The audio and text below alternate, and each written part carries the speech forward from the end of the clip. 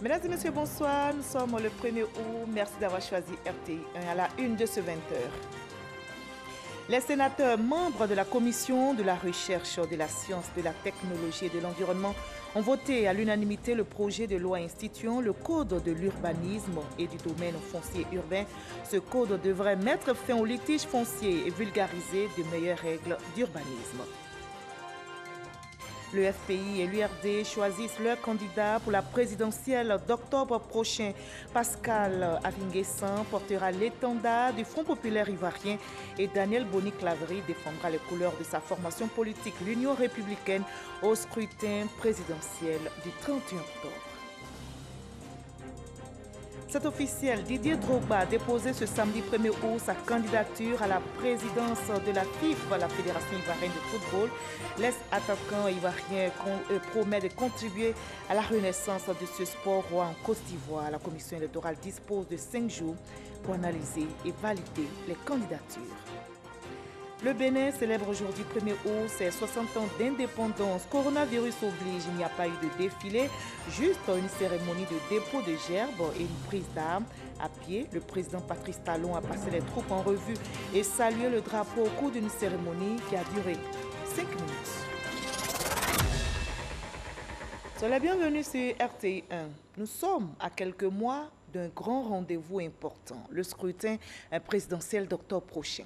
On a encore en mémoire la crise post-électorale de 2011. L'appel est donc lancé aux filles et fils de la nation ivoirienne pour travailler à la paix et préserver le pays d'une autre crise. Et dans cette construction de la stabilité sociopolitique, les journalistes veulent jouer leur partition.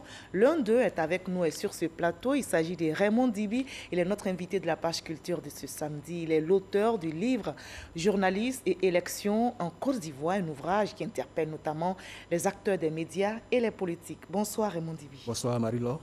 Journalistes et élections en Côte d'Ivoire est paru en mars dernier. Et votre premier livre dans lequel vous rappelez le rôle des journalistes dans la récente crise ivoirienne pour en tirer des leçons. Et vous avez opté pour des témoignages de certains journalistes pour faire passer votre message. Alors dites-nous pourquoi ce choix? Ce choix parce que j'estime que c'est à travers les témoignages qu'on peut mieux faire passer le message de paix avec des journalistes plus responsables pour une élection apaisée en Côte d'Ivoire. Alors, quelles leçons tirées de la crise post-électorale de 2011, comment aborder 2020 par nos écrits et nos dits? On va se retrouver dans une trentaine de minutes pour en savoir davantage. À tout à l'heure, Raymond Dibi, mais vous restez pour le moment avec nous. On va se rendre tout de suite du côté de Yamoussoukro, où les sénateurs membres de la commission de la recherche, de la science, de la technologie et de l'environnement ont voté à l'unanimité le projet de loi instituant le code de l'urbanisme et du domaine foncier urbain. Ce code devrait mettre fin aux litiges fonciers et vulgariser les meilleures règles d'urbanisme, nous expliqua Dessogodogo. La Côte d'Ivoire dispose désormais d'un nouveau code de l'urbanisme et du domaine foncier urbain. Le projet de loi présenté par le ministre de la Construction, du Logement et de l'Urbanisme, Bruno Nabagné-Koné, a eu le quitus des sénateurs réunis en commission à Yamoussoukro.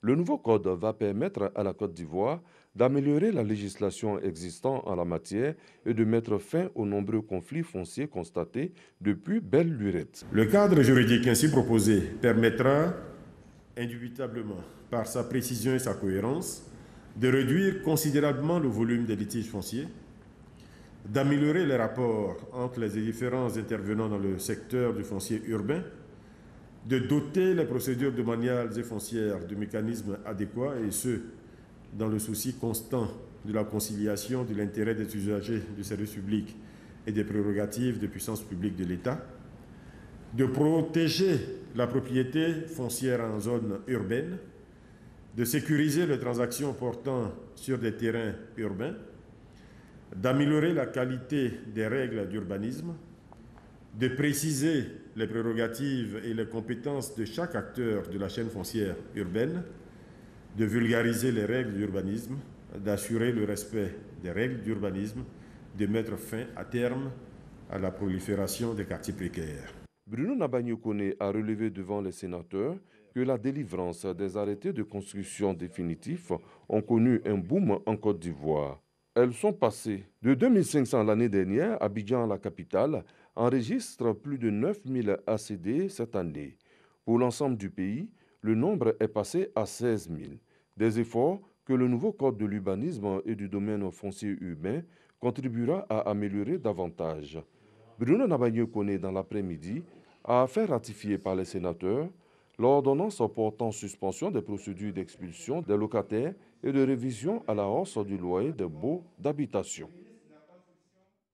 La 5e édition de la Semaine nationale de la propriété a démarré aujourd'hui, samedi 1er août, et elle se poursuit jusqu'au 6 août prochain.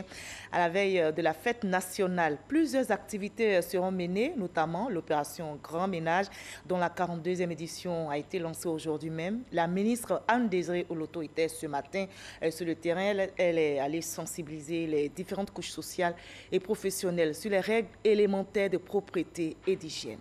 Grâce Kando. 60e anniversaire de l'indépendance de la Côte d'Ivoire, le pays célèbre l'événement le 7 août prochain. Pour la circonstance, la capitale économique fait peau neuve. L'initiative du district autonome d'Abidjan est soutenue par le ministère de l'Assainissement et de la Salubrité à travers la Semaine nationale de la propriété. Elle coïncide avec la 42e édition de l'opération Grand Ménage. C'est une activité hautement citoyenne qui, chaque année, vient interpeller les consciences, vient interpeller les populations pour dire que sans propreté, nous n'aurons pas la santé. Ces activités, nous devons les exprimer à travers de petits gestes simples. Balayer nos lieux de travail, balayer nos lieux d'habitation, nos espaces de vie communs. Je voudrais donc saisir cette opportunité pour féliciter toutes les organisations non gouvernementales, les ONG, les associations de jeunes, de femmes, qui depuis plusieurs années ont répondu favorablement à l'appel du gouvernement et accomplissent avec le ministère donc ces gestes simples-là pour interpeller les consciences. Organisation d'activités citoyennes et communautaires, sensibilisation sur l'importance de l'amélioration de la qualité de vie et éco-gestes, des messages que la ministre Anne-Désirée Oloto est allée porter aux populations des communes de Cocody et de Trècheville. Au niveau du quartier, nous avons mis une organisation en place. C'est-à-dire que chaque 2 semaines, il y a des dames qui balaient le quartier pour le rendre propre. L'information a été déjà donnée pour que tous les jours, chacun balaie devant sa porte. Et nous avons des sacs poubelles, on les met dans les sacs poubelles. Et quand le camion passe, le camion prend les ordures. Désormais, ici, là, il n'y aura pas la saleté encore. Bon, on va surveiller 24 heures sur 24. On va surveiller. Et puis on va encourager les gens pour nous aider aussi pour nettoyer. Des initiatives qui trouvent déjà un écho favorable dans la commune de Koumassi. Koumassi est un très bon exemple en matière d'implication des populations, mais également de volonté politique. Le premier responsable de la commune de Koumassi s'est engagé, depuis qu'il a été élu par ses concitoyens, à faire de la propreté et de l'assainissement une priorité. Et aujourd'hui, Koumassi fait plaisir. Koumassi est devenue aujourd'hui la prunelle du district d'Abidjan. Pour la ministre Anne-Désirée Oloto, la propriété, c'est l'affaire de tous. Et les lignes bougent également dans le domaine agricole. Le ministre de l'Agriculture était dans les locaux de la Bourse régionale des valeurs mobilières. L'instance abritera très prochainement la Bourse des matières premières agricoles, un projet dont se félicite d'ailleurs le ministre Kobena Kwasi Agumani, car sa mise en œuvre permettra de donner un coup d'accélérateur à la commercialisation de nos matières premières. Jean-Luc Bambo. Bientôt une bourse des matières premières agricoles à Abidjan, la première dans l'espace UEMOA. Les travaux en vue de la mise en place effective de cet outil ont connu une avancée notable. Nous avons procédé à la définition de l'architecture du marché, à la conception de son cadre légal, réglementaire et institutionnel, à l'élaboration du business plan de toutes les entités du marché.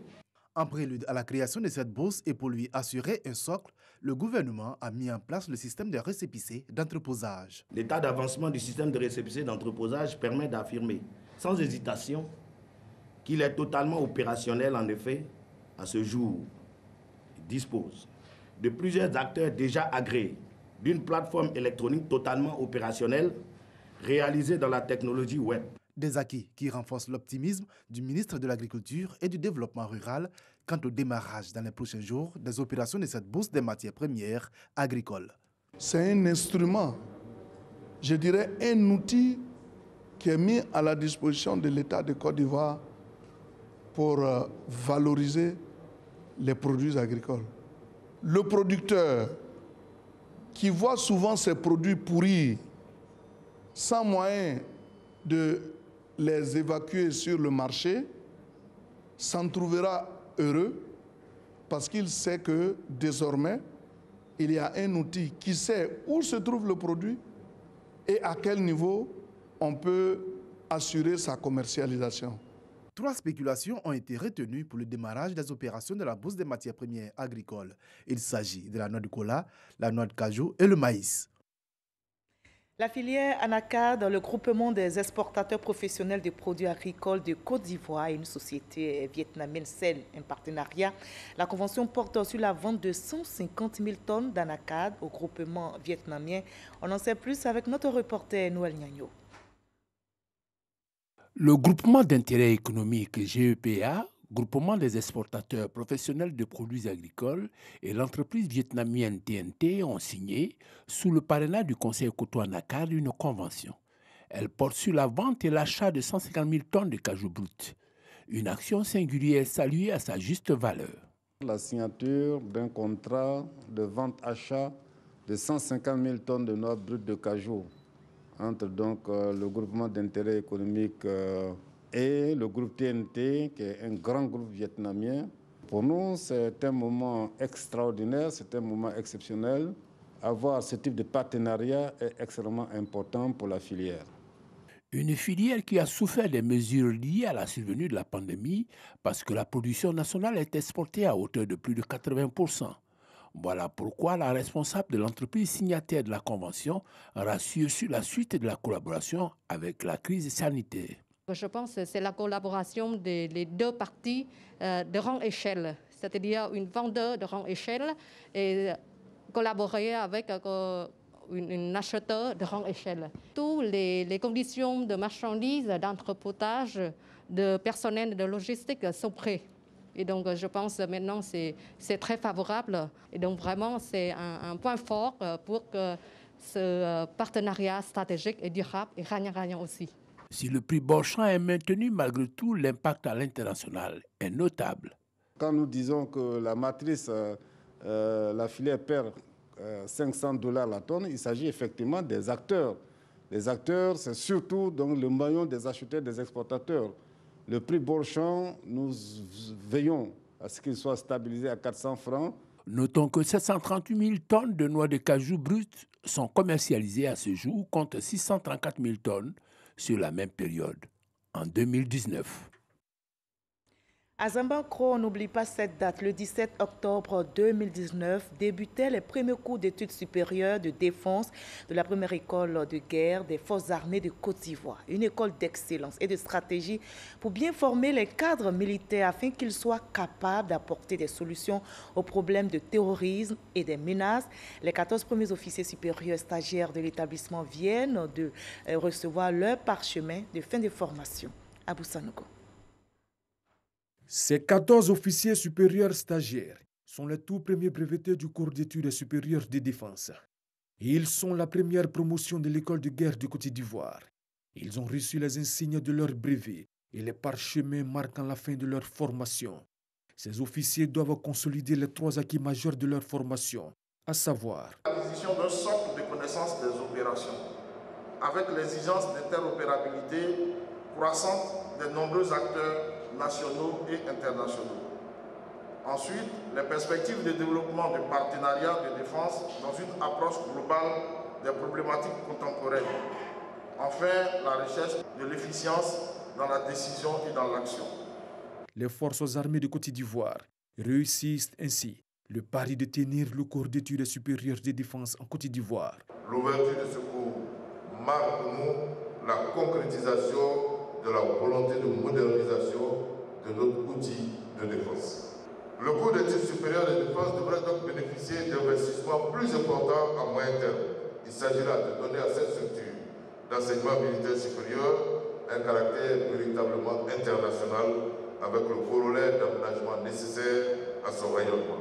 Plus spécifiquement, la mise en œuvre d'un partenariat académique avec une structure universitaire nationale au fait de l'ouverture d'une filière de Master 2 en stratégie et défense. La veille, les stagiaires du premier cours d'études supérieures de défense avaient pris part à un séminaire sur l'appropriation des enjeux liés au terrorisme en Afrique de l'Ouest. Ce séminaire a bénéficié de l'éclairage des chefs d'état-major généraux adjoints du Burkina Faso, du Niger et de la Côte d'Ivoire. Quant à l'école de guerre qui vient de former 14 stagiaires, dont 2 Béninois et 1 Camerounais, entend s'ouvrir davantage sur l'extérieur. Au plan sanitaire, la Côte d'Ivoire, notre pays, engage toujours la bataille contre le coronavirus pour stopper la propagation de cette pandémie.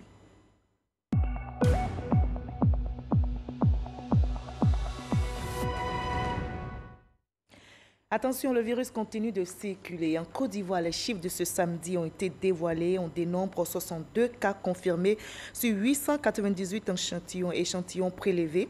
On continue heureusement d'enregistrer un taux élevé de personnes guéries. 322 nouvelles guérisons, 0 décès. La Côte d'Ivoire compte à ce jour 4257 cas actifs.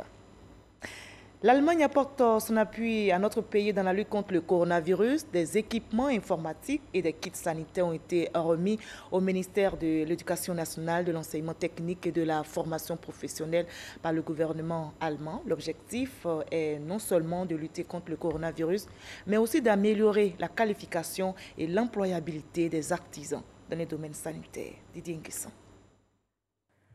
12 dispositifs de lavage des mains, 30 ordinateurs portables, 35 tablettes, 240 flacons de savon liquide et 1000 masques.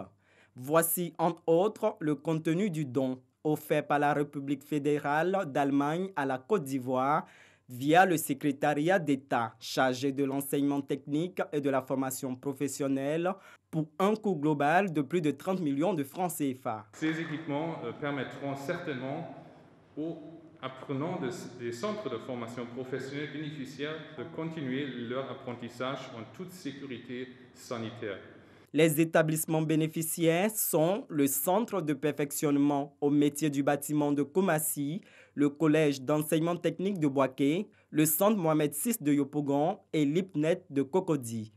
La réouverture des structures de formation s'est opérée dans le strict respect des mesures et gestes barrières dans sa lutte contre la propagation de la pandémie. Le gouvernement ivoirien a bénéficié de l'appui des partenaires du système éducation-formation et des pays amis qui lui ont permis de répondre en partie aux besoins en matériel et produits sanitaires. Ce don s'inscrit dans le cadre du projet de partenariat pour la formation professionnelle dans les métiers d'installation sanitaire et photovoltaïque. Dans l'actualité politique nationale, Pascal Affi s'emportera l'étendard du Front populaire ivoirien à la présidentielle d'octobre prochain. Il a été désigné au thème des travaux du 5e congrès extraordinaire éclaté du FPI qui s'est tenu aujourd'hui même au Palais de la Culture de Treichville. Le témoignage est signé Alexis Ouedraogo.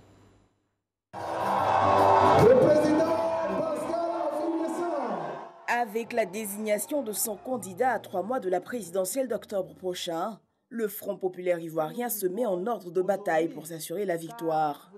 Pour la première vice-présidente du parti, ce sont plus de 13 000 congressistes qui ont pris part ce samedi à ce congrès extraordinaire éclaté. Le candidat du Front populaire ivoirien sera sans aucun doute l'homme politique dont la Côte d'Ivoire a besoin pour assurer la renaissance de notre pays. Selon le comité de contrôle en charge de la réception des dossiers de candidature, l'assise décisionnelle de cette journée garantit la transparence du choix de Affi N'Guessan. L'analyse approfondie a permis au comité de contrôle de juger le dossier de candidature du camarade Affi N'Guessan Pascal recevable. Tour à tour au pupitre, les motions de soutien s'enchaînent. La direction du parti procède à la remise d'un chèque de 50 millions de francs CFA correspondant à la caution du candidat. Pour Pascal Affi N'Guessan, l'heure est à l'engagement pour une victoire totale. Depuis plus de 30 ans, je suis dans l'action politique, afin que mon pays, la Côte d'Ivoire, soit une nation fraternelle, un État moderne, démocratique et prospère. J'ai l'expérience nécessaire pour servir la Côte d'Ivoire. J'ai les capacités requises. J'ai la volonté pleine et entière de relever avec mes compatriotes les défis actuels de notre histoire et d'incarner la renaissance de notre pays, la Côte d'Ivoire. Je suis un homme de paix et de réconciliation. Pascal Affi-N'Guessan entend fonder une nation ouverte sur le monde dont la prospérité sera durable. Danielle Boni-Claverie, elle défendra les couleurs de sa formation politique, l'Union républicaine pour la démocratie, au scrutin présidentiel d'octobre prochain. Débuté le 31 juillet dernier, le premier congrès ordinaire de l'URD, l'Union républicaine pour la démocratie, a pris fin aujourd'hui samedi. Danielle Boni-Claverie, qui a été réélue présidente de l'URD par les congressistes, a annoncé donc sa candidature à la présidentielle d'octobre 2020. Mamadou Koné, le président du Conseil constitutionnel, a reçu la représentante pays du programme des Nations Unies pour le développement PNUD au cœur des échanges, la présidentielle d'octobre prochain. Notez que le PNUD compte apporter son appui technique pour améliorer les performances du Conseil constitutionnel en ce qui concerne le parrainage. C'est officiel, Didier Drogba a déposé aujourd'hui, samedi 1er août, ici à Abidjan, sa candidature à la présidence de la FIF, la Fédération ivoirienne de football, et l'ex-attaquant ivoirien a promis de contribuer à la renaissance de ce sport roi dans notre pays. Ferveur populaire ce samedi au siège de la Fédération ivoirienne de football à l'avenue 1 à Trècheville. De nombreux partisans de Didier Drogba, candidat à la présidence de la FIF, sont présents. Comme les autres prétendants, l'ancien capitaine de l'équipe nationale doit se soumettre aux formalités d'usage. Il est reçu par le secrétaire général de la commission électorale à qui il remet officiellement son dossier de candidature. Avec mon équipe,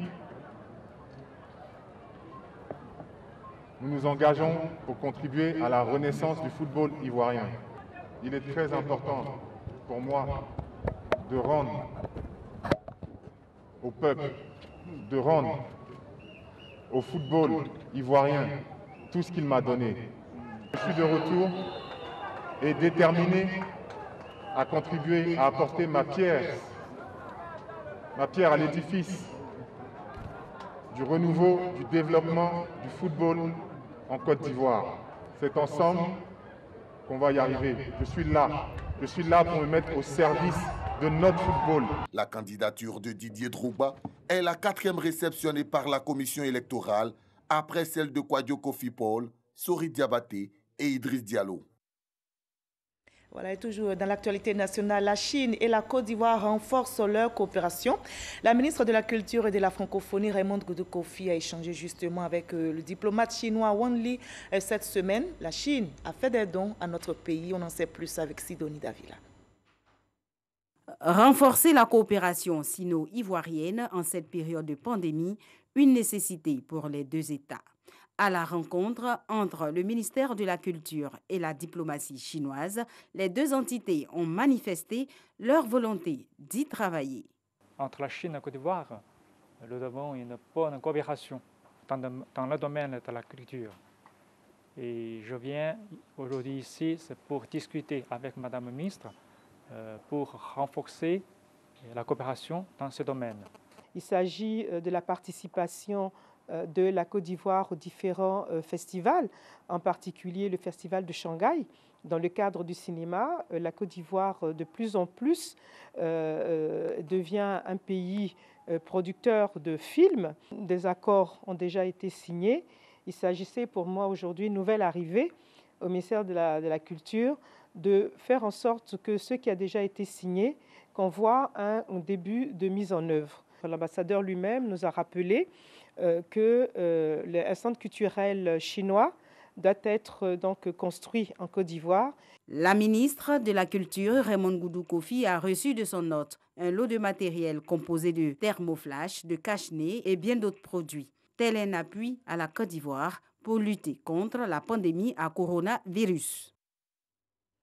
37 agents du bureau ivoirien du droit d'auteur Burida ont prêté serment devant le tribunal de première instance d'Abidjan Plateau. Les agents percepteurs s'engagent à lutter contre la reproduction illicite des œuvres de l'esprit et faire respecter les règles des droits d'auteur et des droits voisins dans notre pays. Jean Magaki. 37 agents et cadres du bureau du droit d'auteur Burida prêtent serment devant le juge du tribunal de première instance d'Abidjan Plateau. Ces agents percepteurs ont désormais pour mission de saisir, constater l'exploitation illicite d'œuvres de l'esprit et d'établir des procès-verbaux à l'exemple des commissaires de justice. Ils s'engagent à exercer leurs fonctions dans l'éthique et la déontologie. Ça fait près de 10 ans que nous demandons la sermentation à nos différents responsables. Aujourd'hui, c'est chose faite. Ça va au contraire nous alléger parce que notre travail va aller encore beaucoup plus rapidement au lieu d'avoir recours constamment aux forces de l'ordre. Nous voulons changer, transformer l'image que l'opinion s'est faite du percepteur du Burida. Désormais, ce percepteur-là sera revêtu d'un manteau un peu plus légal dans l'accomplissement de sa mission. Et cette assermentation pour lui-même est également une obligation à laquelle il ne pourra pas se soustraire dans l'appréciation objective de certains faits. La sermentation des agents a pour enjeu de renforcer leurs capacités opérationnelles et d'augmenter les recettes de l'institution. Il s'inscrit dans le plan d'action stratégique de développement du bureau ivoirien du droit d'auteur. À l'étranger, au Bénin, le pays a célébré aujourd'hui, samedi 1er août, ses 60 ans d'indépendance dans le contexte de pandémie due au Covid-19. Il n'y a pas eu de défilé, juste une cérémonie de dépôt de gerbes et une autre plus solennelle de prise d'armes à la présidence de la République. C'est donc une célébration en mode confiné à laquelle ont eu droit les Béninois ce 1er août. À pied, le président Patrice Talon a passé les troupes en revue et salué le drapeau national. La cérémonie n'a duré que 5 minutes. Et nous sommes samedi, c'est l'heure de parler culture dans ce 20h.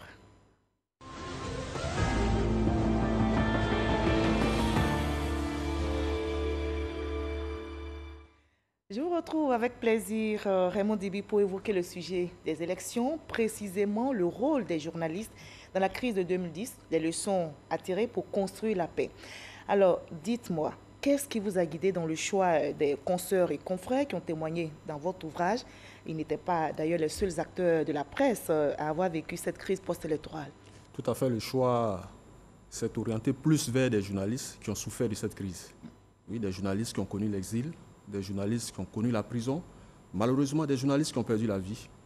Et parmi ces journalistes qui ont connu l'exil, qui ont connu la prison, j'ai donné la parole à ces journalistes-là pour s'exprimer.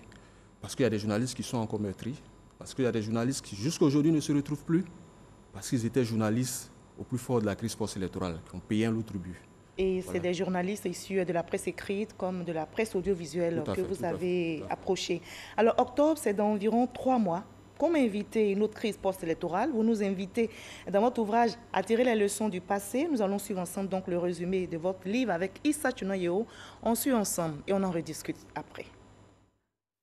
Éviter un désastre humain.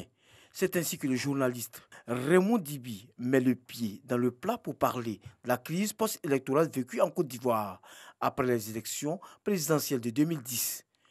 Une crise qui a fait officiellement 3000 morts. L'ouvrage « Journalistes et élections en Côte d'Ivoire » de 90 pages est un récit des faits vécus pendant cette période par l'auteur dans l'exercice de son métier, le journalisme.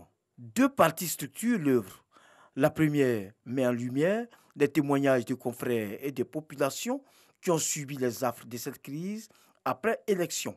La seconde comprend des interviews et des témoignages également, mais récents, recueillis en 2018. Des critiques des journalistes sur la crise et des pistes de solutions pour éviter une autre en Côte d'Ivoire, au moment où le pays s'apprête à vivre dans 3 mois l'élection présidentielle au mois d'octobre 2020, existe également dans cet ouvrage.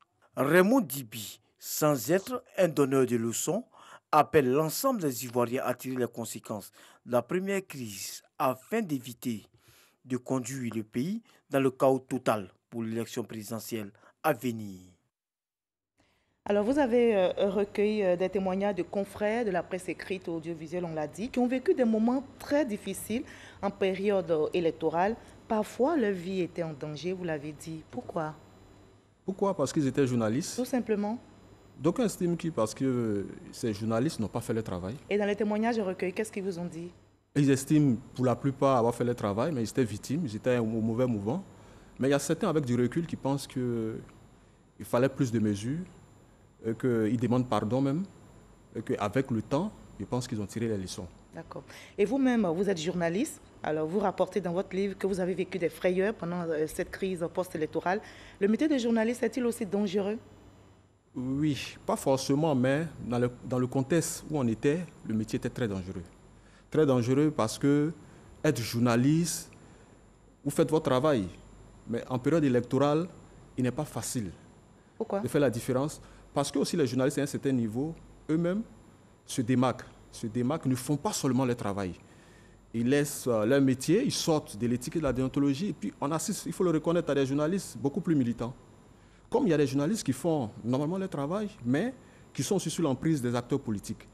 Raison pour laquelle eux est là, pour situer les responsabilités, pour appeler les uns les autres avec assez de recul, mais en regardant dans le rétroviseur de 2010.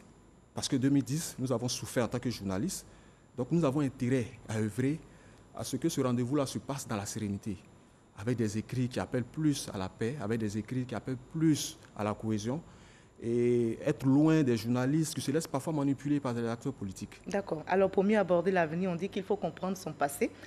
Alors, on va essayer de faire notre mea culpa à nous tous.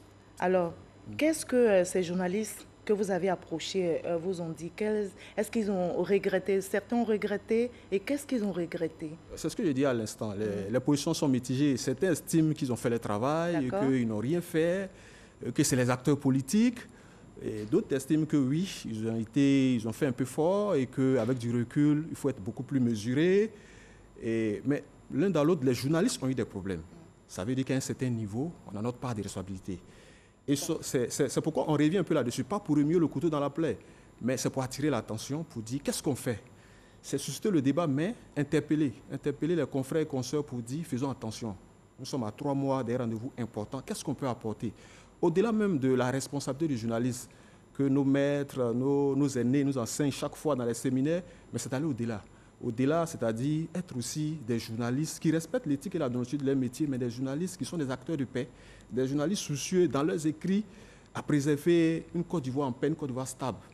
Il faut avoir cette envie-là. Si les journalistes qui, dans leur métier, refusent par exemple de relayer des propos des acteurs politiques, même de leur bord, parce que nous sommes des citoyens, nous avons toutes des sensibilités, des propos qui appellent à la violence, je pense qu'à un certain niveau, on peut éviter le pied à la colline. Facile à dire, mais difficile à faire. Vous savez que, alors, comment les hommes des médias pourraient-ils utiliser, comme vous le dites, leur micro, leur plume ou leur clavier de façon professionnelle, surtout indépendante, dans les rédactions qui dépendent pour la plupart d'hommes politiques? Tout à fait, Marie-Laure. Moi, je pense qu'il n'y a pas plus grand sacrifice que d'œuvrer pour un pays en paix. Parce que qu'est-ce qu'on recherche? On veut préserver un emploi, mais à la fin, si le pays est en crise, vous perdez tout. Il y a la question de la survie. On dit un homme qui a faim n'est pas un homme libre. Oui, mais un homme qui a faim n'est pas un homme libre, mais à la fin, vous recherchez quoi? C'est ce que je disais à l'instant. Si le pays est en crise, vous aurez plus faim. Nous avons vu la crise post-électorale ici. On avait tous faim. Donc, en amont, déjà, il faut travailler à préserver la paix, quel qu'en soit le prix à payer. Il faut travailler pour... Ici, on avait sur ce plateau des journalistes qui ont dit qu'on fait le travail, mais qui ont eu des soucis, aujourd'hui, qui ne se retrouvent plus. Donc, il faut travailler dans ce sens. Mais au-delà des journalistes, ce n'est pas seulement un appel aux journalistes, c'est un appel aussi même aussi aux journalistes, aux patrons de presse qui parfois glissent sur le terrain politique, qui appellent les journalistes qui sont sur le terrain à travailler, à faire de la politique, et non à faire le travail des journalistes, mais aussi les populations. Appeler les populations à avoir un autre regard sur les journalistes, parce que Marie-Laure Ngoran, qui est sur ce plateau, elle fait son travail de journaliste. Ce n'est pas parce que... travaille dans un média public. Voilà, ce n'est pas parce qu'elle est là qu'elle est forcément d'un camp. Parce que des fois, le regard du citoyen n'est pas forcément objectif. Et surtout que chaque organe a sa ligne éditoriale. Oui. Alors, on va être concret. Vous êtes journaliste dans une rédaction affiliée à un parti politique. Vous allez forcément, je vais dire, écrire ou parler selon cette ligne éditoriale. Alors, comment faire la différence entre la liberté de la presse et la liberté d'opinion? Moi, j'insiste plus sur les faits. Je pense qu'un journaliste, quel que soit son bord, il peut être professionnel. C'est pourquoi, pour moi, un journaliste, il peut écrire dans toutes les sensibilités. Il suffit d'être professionnel, d'être critique. Mais c'est quand le journaliste, dans ses écrits, on voit plus le militant que le journaliste. Le journaliste qui, matin, qui se réveille parce qu'il a un ami homme politique qui a été attaqué par un confrère, il prend sa plume, il ne recoupe pas l'information et il attaque peut-être un autre homme politique. Ça, ce n'est pas du journalisme. C'est de ça qu'il s'agit. Il faut rester professionnel et sortir aussi des passions. Dans cette période surtout, c'est vrai qu'on est militant, on a nos sensibilités, mais il faut mettre en avant parce que à travers les journaux, à travers la presse, vraiment, on impacte les populations. Vous savez que dans les rédactions, on a des chefs d'édition, c'est toute, c'est toute une hiérarchie. Vous voulez dire quoi? Il faut à un moment donné pouvoir dire non à son directeur de publication, dire non à sa chef d'édition. Il faut rester dans les règles du métier. Non, on peut dire non si le directeur de publication... Au risque de perdre son emploi, parce que dans l'un de vos témoignages, il y a une, on ne va pas citer ses contemporains, qui a eu peur de perdre son emploi et qui a décidé de suivre la ligne éditoriale et qui pensait bien travailler. Tout à fait, malheureusement. C'est ce que je disais à l'instant. Qu'est-ce qu'on recherche si à la fin, la Côte d'Ivoire doit être en crise? Il faut être beaucoup plus responsable. Il faut être beaucoup plus responsable. Exemple concret, comment, par exemple, au niveau de la presse papier, on est dans un... Parce que c'est ça la difficulté. Dans un organe affilié à un parti politique, comment rester professionnel? Rester professionnel, surtout dans cette période où on appelle plus à la paix, à la cohésion, à la concorde. Je vais faire une interview avec un leader politique de notre bord et qui appelle à la violence, qui appelle à la haine. Non, je ne publie pas.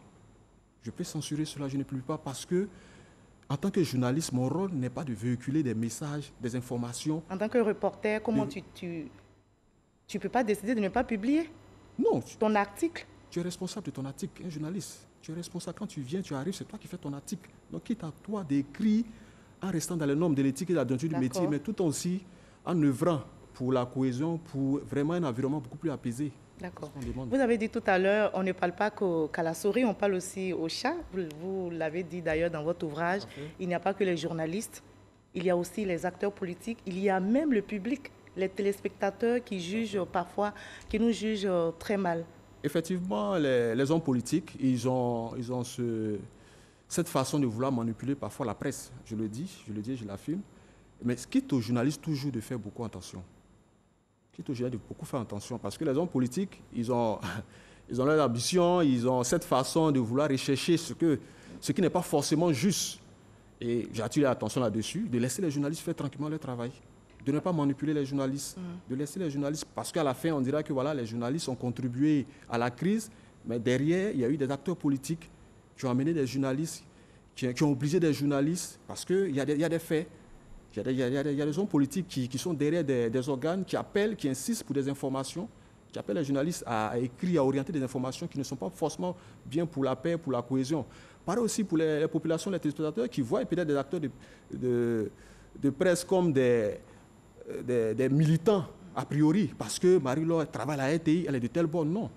Il faut regarder Marie-Laure Ngouran dans son rôle de journaliste. Est-ce qu'elle est professionnelle? Il faut s'arrêter à là. D'accord. Alors, le président de l'UNJCI l'a dit, est-ce que la question de l'indépendance financière n'est pas l'un des soucis à notre professionnalisme? Oui, bien entendu. Je pense que c'est un autre débat. C'est aussi un souci. Parce qu'il faut trouver des solutions. Il est bon de tirer les leçons. Oui, il faut trouver les solutions. Aussi des solutions. Et parmi les solutions... Il y a aussi ce volet financier des organes de presse. Mais je pense que parfois même des journalistes n'ont pas de soucis à ce niveau, mais qui s'orientent sur la voie du journaliste militant. D'accord. Parce que parfois, le patron de presse, il a tous les moyens, mais il décide de faire, par exemple, la promotion d'un parti politique qui appelle, par exemple, à la violence. D'accord. Solution, en un mot, demander aux journalistes d'écrire pour la paix, d'écrire pour un environnement apaisé. Nous allons aux élections. Il faut que nous soyons des journalistes avant-gardistes qui, à travers nos écrits, nos propos, on puisse aider la Côte d'Ivoire à passer ce cap dans la sérénité, dans la paix, et que soit du 30 octobre 2020, on ne puisse plus compter encore des milliers de mois en Côte d'Ivoire, donc puisse avoir un pays en paix, parce que c'est dans la paix qu'on peut amorcer un réel développement.